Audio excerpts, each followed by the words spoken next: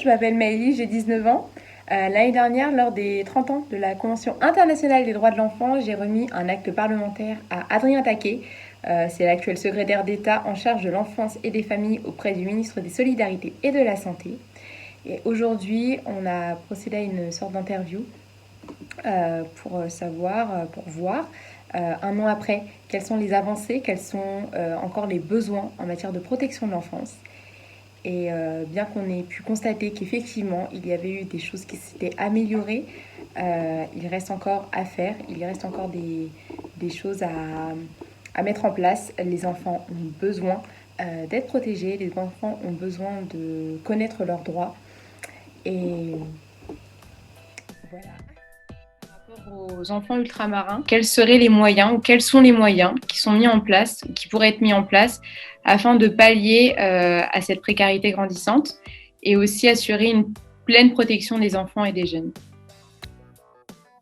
Moi, j'ai veillé dans la stratégie de prévention et de protection de l'enfance à ce que les outre-mer soient bien évidemment pris en considération avec une attention un peu particulière. Et donc, dès la première vague, tu as la Guyane et la Réunion qui ont contractualisé avec l'État. Et tu vois, donc j'étais il y a 15 jours à la Réunion. Mes équipes, avec les équipes du département, avaient bossé sur une quinzaine à peu près de projets très, très concrets. Par exemple, grâce à ce contrat, on va créer 31 places de CESAD à La Réunion, voilà, pour accompagner les enfants en situation de handicap. Et l'État, je suis arrivé avec une enveloppe de près de 5 millions d'euros mis en place par l'État pour cette seule année 2020, et puis ça sera la même chose l'année prochaine et l'année suivante, pour financer ces projets-là. À côté de ça, il faut aussi parfois accompagner les acteurs là-bas en ce qu'on appelle l'ingénierie sociale, un mot un peu compliqué qui veut dire, voilà, c'est bien d'avoir les moyens, mais comment tu mets en place un projet. La question de la précarité, tu le sais, il faut agir à différents niveaux. Oui, il y a aider des gens à sortir de la pauvreté, une grande pauvreté, effectivement, dans certains territoires et dans certains quartiers de certains territoires.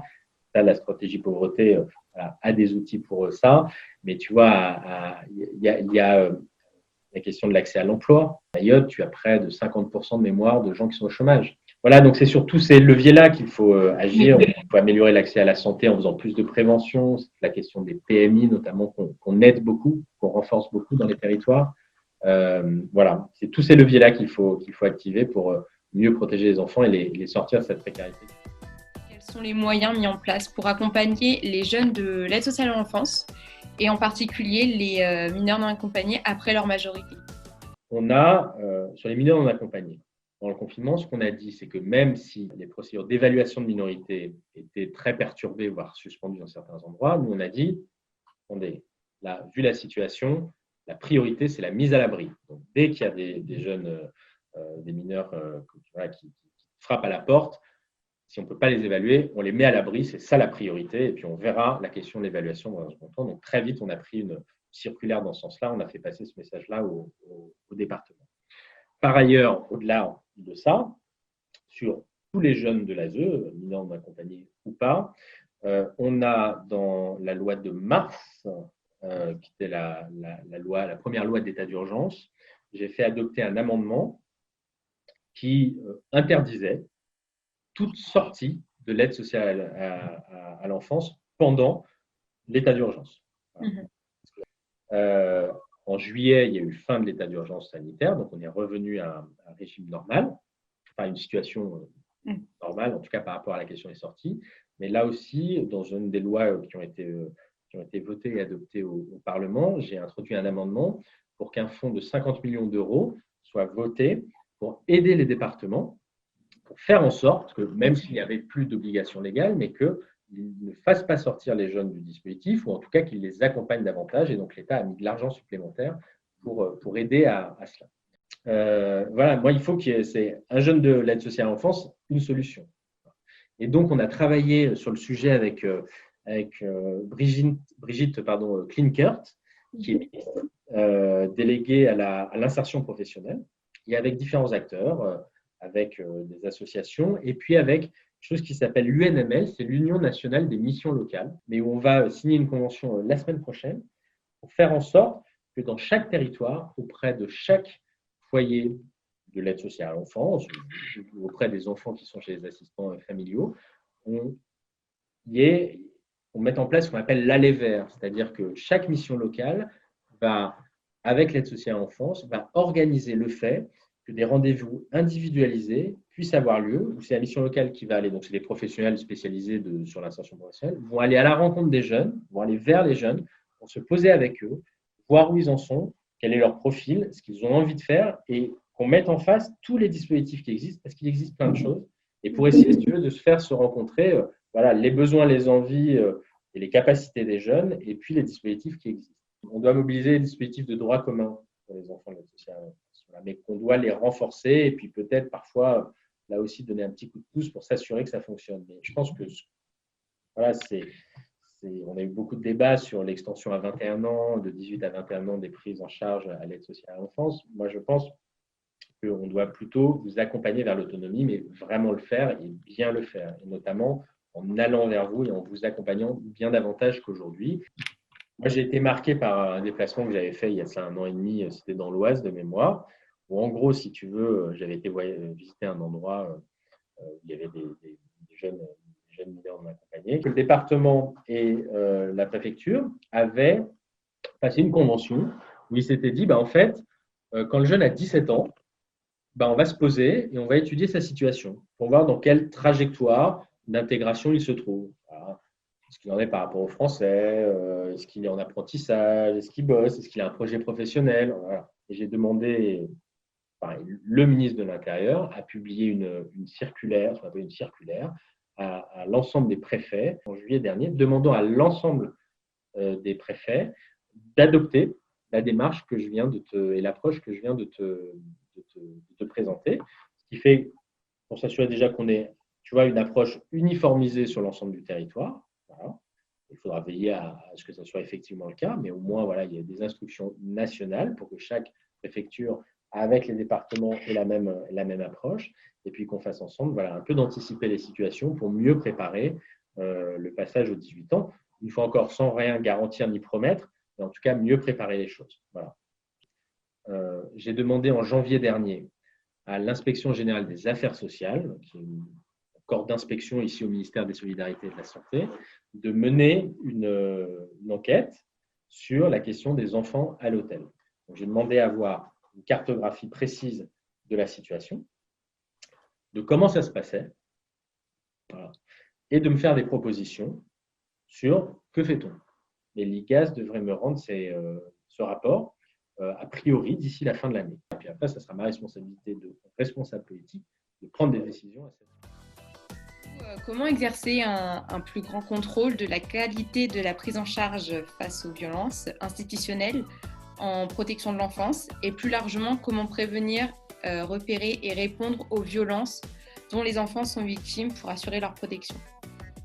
Alors, il y a effectivement des éléments de réponse qui se situent dans la formation des professionnels notamment, ou probablement et en formation initiale et en formation continue. Il faut davantage insister sur la question des droits des enfants et sur la question de la prévention des violences de toute nature, psychologique, physique, sexuelle, et indépendamment de l'aide sociale à l'enfance, tu le sais peut-être, mais prévention, la lutte contre les violences faites aux enfants, c'est un de mes gros combats de mon action. Il y a la question des enfants eux-mêmes. Tu l'as très bien dit, il faut qu'ils connaissent leurs droits et qu'ils connaissent les voies et moyens de pouvoir les faire respecter si ces droits sont entravés, si ces droits sont violés. Ça passe par un certain nombre d'outils assez simples sur lesquels on travaille dans le cadre de la stratégie de prévention et de protection de l'enfance, notamment l'établissement d'une charte des droits qui devrait figurer dans l'ensemble des institutions ou l'ensemble des assistants familiaux pour que les enfants aient connaissance des droits et des voies de recours. Sur les voies de recours, on est en train de réfléchir à comment on pourrait imaginer des systèmes pour qu'un enfant puisse prévenir un tiers sur le fait qu'il est victime de maltraitance. Alors, tu as le 119, que tout le monde peut appeler, même un enfant qui a l'aide sociale à l'enfance. Au-delà du 119, est-ce qu'il n'y a pas d'autre chose à imaginer? Ce que l'on sait assez peu, c'est que le défenseur des droits a un réseau de 500 défenseurs des droits sur les territoires.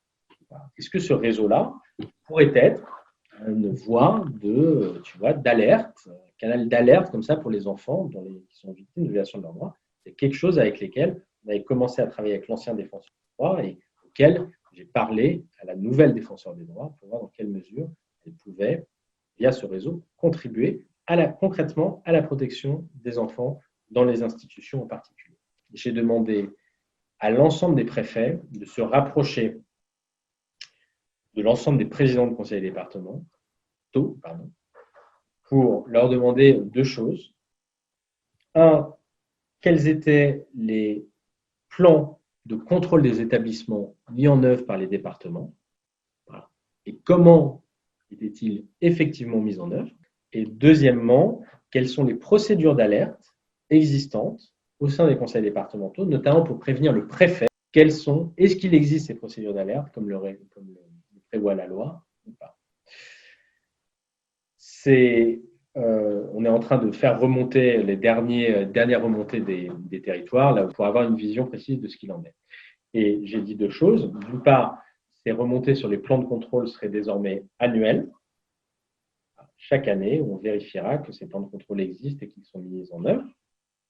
Et deuxièmement, j'ai dit que si les plans de contrôle, si on se rendait compte que ça n'existait pas ou insuffisamment, que ce n'était pas réalisé, l'État se substituerait et ferait procéder lui-même à des contrôles d'établissement. Et donc, dans la stratégie de prévention et de protection de l'enfance, il y a tout un volet sur essayer d'avancer un peu pour avoir des référentiels communs, nationaux justement, pour que ça soit sur tous les territoires, sur tout ce qui est taux d'encadrement, par exemple, dans les foyers de l'aide sociale à l'enfance. Donc, pour ça, j'ai saisi le Conseil national de la protection de l'enfance en leur demandant de me faire des recommandations là-dessus. Ils vont me remettre le rapport d'ici la fin de l'année, là aussi.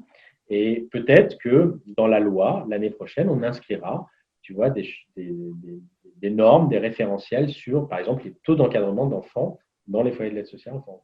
On a adopté des mesures pour renforcer le contrôle des antécédents judiciaires des personnes, d'une part brièvement en durcissant les peines pour consultation d'images pédopornographiques. Là, je te parle des violences sexuelles, qui fait qu'en passant de 2 à 5 ans, tu as une inscription automatique au FIJES, c'est-à-dire le fichier des agresseurs sexuels, qui est consulté par les établissements avant d'embaucher quelqu'un. Donc voilà un petit peu, si tu veux, la formation des professionnels, la sensibilisation des enfants à leurs droits et aux voies et moyens pour les faire respecter. Et oui, bien évidemment, le contrôle et la sanction quand ça dérape.